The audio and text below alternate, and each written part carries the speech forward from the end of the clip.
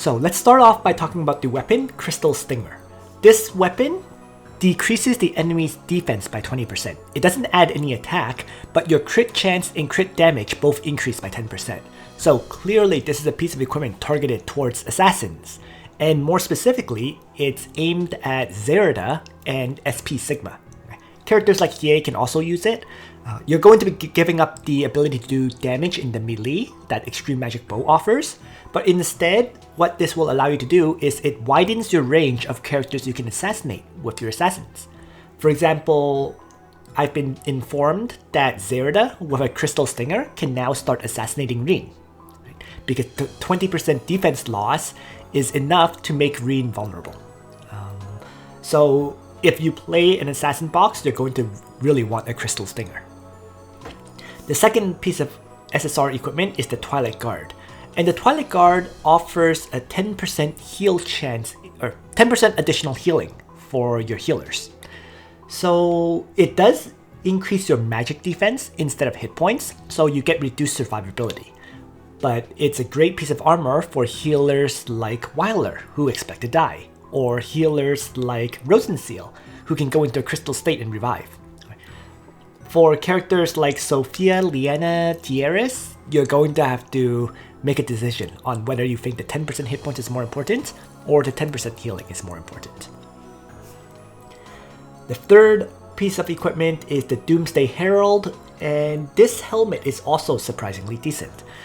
It's for flyers and assassins and aquatic units, so it's an alternate option to the King's Crown.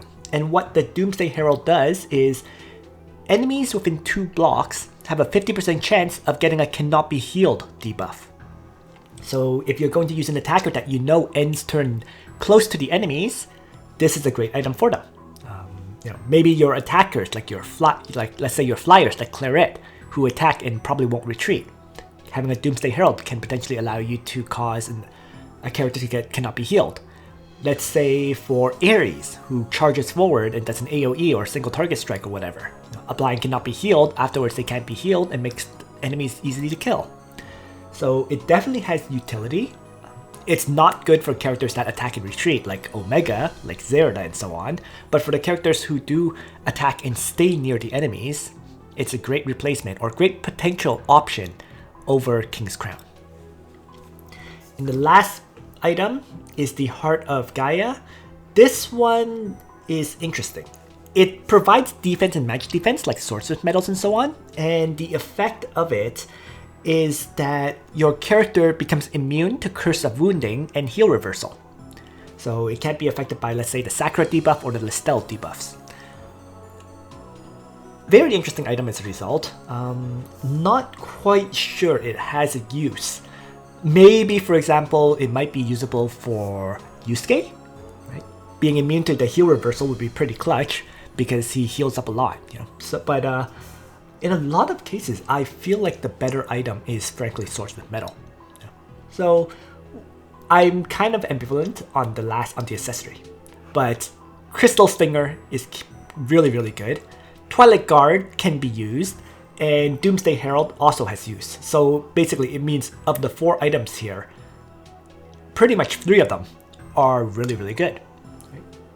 So that's why I'm saying for Apex players, you really should summon on this banner. If you just PvE, you don't need top tier gear or anything like that. It's not worth wasting your vouchers and crystals on an equipment banner. Next is the Dark Reincarnation Destiny Summon. This banner is Listel, Omega, Renata. Not much needs to be said. If you're missing any of the 3 heroes, draw on it. It's literally that simple. All 3 heroes are quite useful. Actually, Listel and Omega are both actually really top tier for even PvE content. So I strongly do recommend drawing this banner.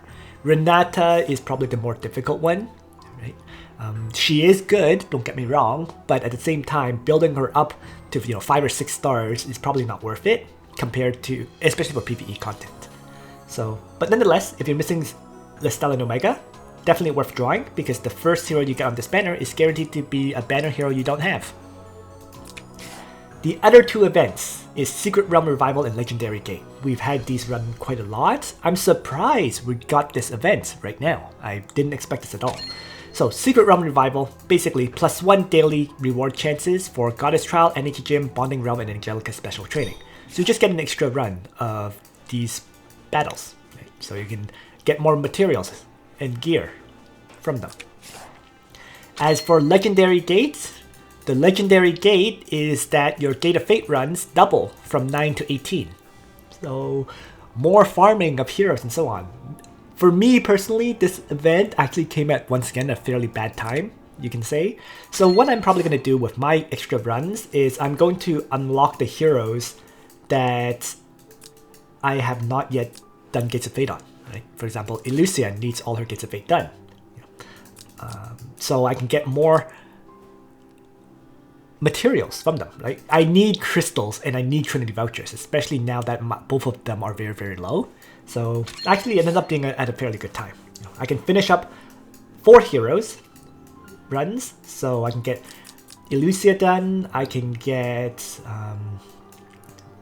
there's 4 of my heroes who I've not done yet. Elucia, Knight of Mysteries, Altina, the SR, and then the last hero is Clotaire. So I'll get all 4 of them done with 20 runs over the week. I'll have an extra run that I'll probably put into, let's say, Bernhard. Just slowly bringing my Bernhard up to 6 stars. And then the other runs, I'm probably going to build heroes that I'm currently focusing on, like Florentia, Rosenseal, Akaya, Sigma. Right? Akaya to finish, Sigma to build up to 6 stars.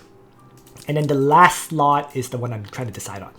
Not sure which hero I want to build in that very final slot. So it's only, like, mind you, it's a week, so that's 21 shards.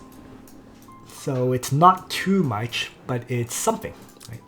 It can start pushing a character towards the next star level, which is always useful. So I'll decide on that last character today, because I have to figure it out. I'm trying to decide whether I should build, let's say, an existing hero like Rein, bit by bit, towards the 6 star level, or whether I should focus on making a new hero, right, to 5 stars that I would use. New hero options include things like Young Jessica, include things like Noemi. I might actually end up choosing Noemi, as a side note, because I think she could be a very interesting choice, especially with Hilda coming up in the future. So wait and see there. That last decision is going to be an interesting one. I'm going to be struggling with who I choose for that one for a little bit of time. But yeah, I think that concludes it. So that's the events that are running at this time. No new skins in the store, right? No event skins, no additional skins yet. We're going to get more next month. No, and also there is no, I guess, unique gift packs at this time. There is, of course, there are some of the ongoing gift packs, like the Season 5 gift pack here for skin vouchers and whatnot. There is the ongoing Elwyn and Freya gift packs, but there were no new gift packs added with this update, surprisingly. And yeah, so that's everything I wanted to say. Thanks for watching, everyone. I hope you found this useful to you. And on that note, Nitro out.